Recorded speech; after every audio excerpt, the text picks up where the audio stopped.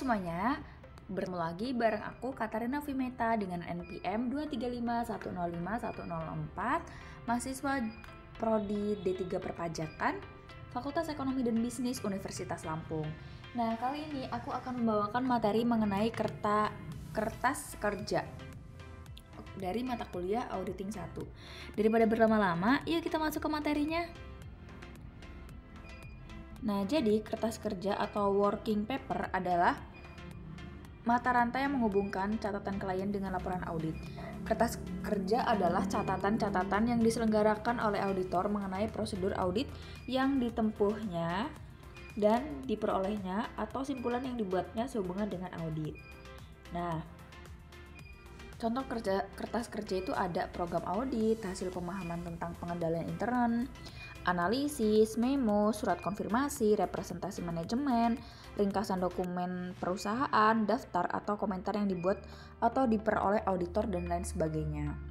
Nah, isi kertas kerja biasanya berisi dokumentasi yang memperlihatkan pertama, pemeriksaan telah direncanakan dan disupervisi dengan baik. Yang kedua, pemahaman memadai atas pengendalian internal telah diperoleh. Yang ketiga, bukti audit telah diperoleh, prosedur audit telah diterapkan, dan pengujian telah dilaksanakan. Nah, selanjutnya adalah tujuan pembuatan kertas kerja. Yang pertama adalah mendukung pendapat auditor atas laporan keuangan auditan. Yang kedua, penguatan simpulan-simpulan auditor dan kompetensi auditnya. Yang ketiga, mengkoordinasi dan mengorganisasi semua tahap audit. Yang keempat, memberikan pendapat dalam audit berikutnya. Nah, apa sih kepemilikan kertas kerja dan kerahasiaan informasi dalam kertas kerja? Yang pertama, kepemilikan kertas kerja.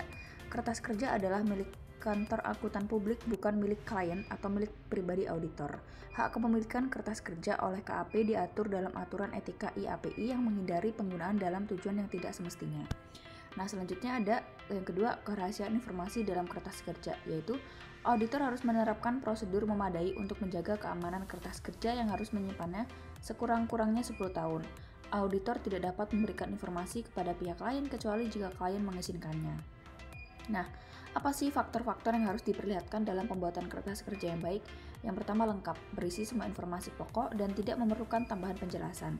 Yang kedua, teliti dalam pembuatan dan perhitungan. Yang ketiga, ringkas, relevan dengan tujuan audit. Yang keempat, jelas, disajikan secara sistematik dan tidak mengandung resiko salah tafsir.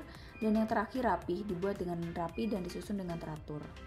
Nah, tipe-tipe kertas kerja yang pertama adalah program audit. Itu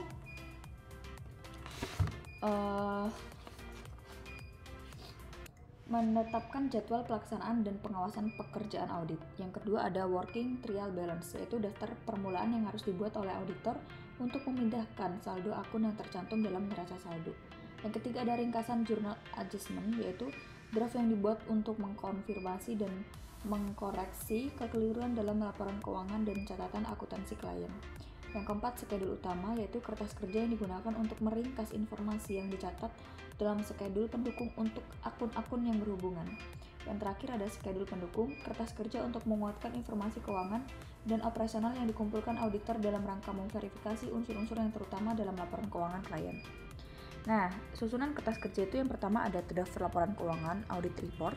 Yang kedua ada laporan keuangan auditan. Yang ketiga ringkasan informasi bagi reviewer. Yang keempat program audit. Yang kelima laporan keuangan atau lembar kerja yang dibuat oleh klien.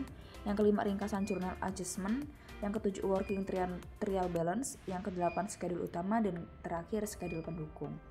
Nah, mungkin itu aja materi dari kertas kerja mata kuliah Auditing 1. Semoga bermanfaat. Salam hormat dari aku Katarina Vimeta. See you, bye bye guys.